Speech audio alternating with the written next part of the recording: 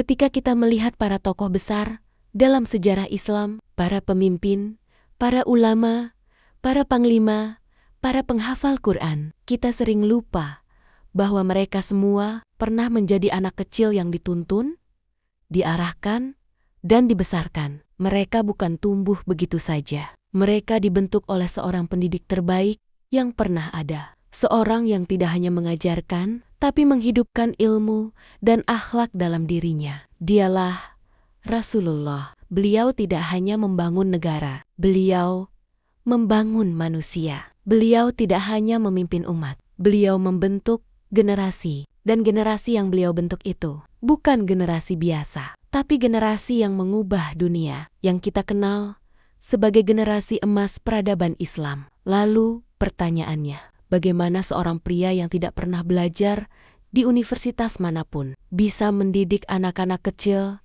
menjadi pemimpin dunia? Bagaimana seorang rasul membesarkan anak-anak hingga tumbuh menjadi peradaban? Disinilah kita belajar bahwa metode Nabi bukan sekadar nasihat, tapi teladan yang hidup. Dalam Islam, mendidik anak bukan aktivitas duniawi, tapi bagian dari ibadah dan amanah. Allah berfirman, dan sesungguhnya engkau, Muhammad, berada di atas akhlak yang agung. QS Al-Kalam 4. Ayat ini menegaskan bahwa semua tindakan Nabi, termasuk cara beliau mendidik anak-anak, adalah standar tertinggi akhlak manusia. Lalu Allah berfirman lagi, sungguh, pada diri Rasulullah itu terdapat teladan yang baik bagimu. QS Al-Ahzab 21. Artinya, cara Nabi membesarkan generasi adalah teladan untuk semua orang tua, semua guru,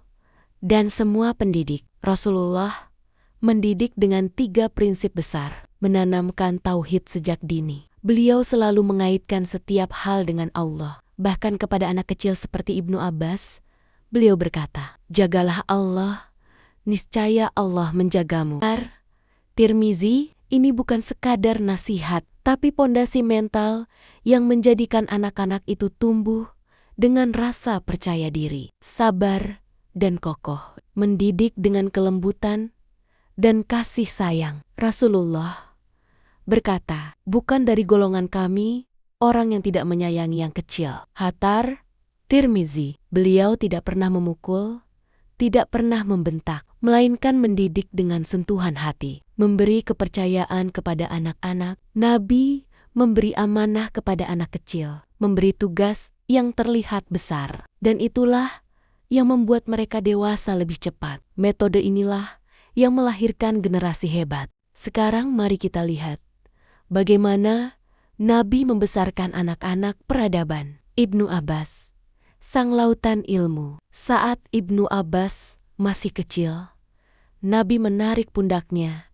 dan berkata, "Ya Allah, ajarilah ia hikmah." Atau dalam riwayat lain, "Ya Allah, berikanlah ia pemahaman dalam agama." Doa itu seperti menyalakan api kecerdasan dalam diri Ibnu Abbas. Beliau tumbuh menjadi ulama besar, disebut Turjumanul Quran, penafsir Quran terbaik sepanjang sejarah. Bagaimana prosesnya? Nabi mengajaknya duduk di belakang beliau saat naik kendaraan, mengajarinya tauhid, dan memberinya perhatian personal. Perhatikan, Nabi tidak menunggu Ibnu Abbas dewasa. Beliau mulai dari kecil, dengan bahasa sederhana. Zaid bin Sabit, ahli bahasa, penulis wahyu, dan arsitek mushaf. Zaid masih remaja ketika ia datang kepada Nabi, dan apa kata Nabi? "Belajarlah bahasa Yahudi agar aku aman darinya." Zaid belajar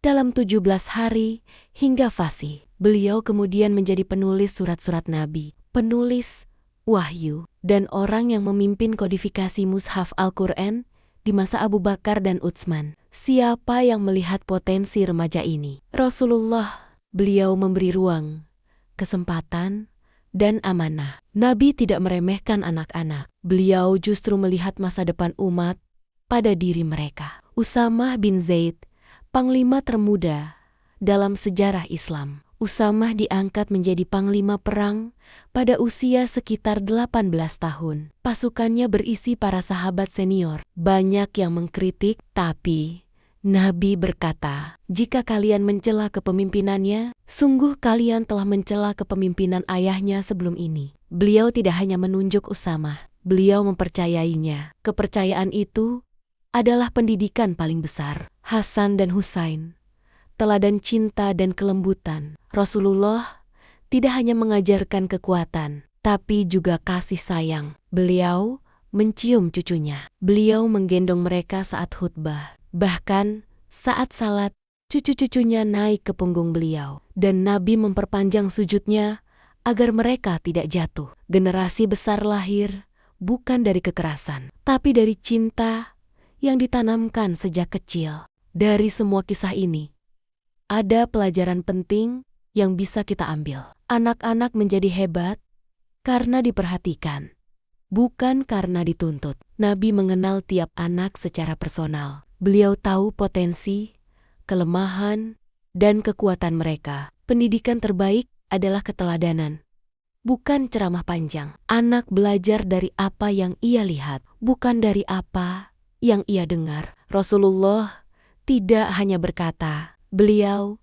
menunjukkan, percayalah pada kemampuan anak meski ia masih kecil. Nabi memberi amanah besar kepada remaja, karena kepercayaan adalah cara paling efektif untuk menumbuhkan kedewasaan. Doa orang tua dan guru adalah fondasi keberhasilan anak. Ibnu Abbas menjadi ulama bukan hanya karena belajar, tapi karena didoakan langsung oleh Nabi. Doa adalah investasi jangka panjang. Generasi peradaban tidak lahir dari perlakuan kasar, tapi dari kasih sayang yang membangun karakter. Nabi mengajarkan kekuatan tanpa kehilangan kelembutan. Saudaraku, generasi emas bukan hanya cerita sejarah. Ia bisa hidup lagi hari ini jika kita mendidik seperti Nabi mendidik. Rasulullah membesarkan anak-anak peradaban dengan cinta, dengan doa, dengan amanah, dan dengan teladan. Dan hari ini, setiap anak di rumah kita